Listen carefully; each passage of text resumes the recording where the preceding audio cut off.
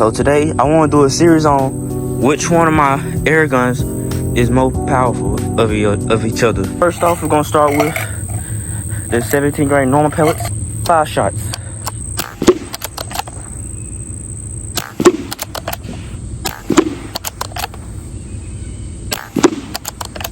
All right, that was 5 shots. Next up,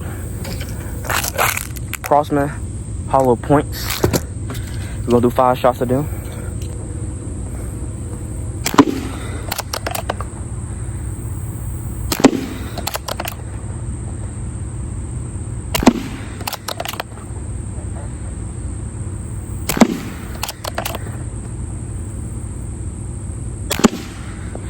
Okay, we did 5 shots of those. Yeah, let's go see it.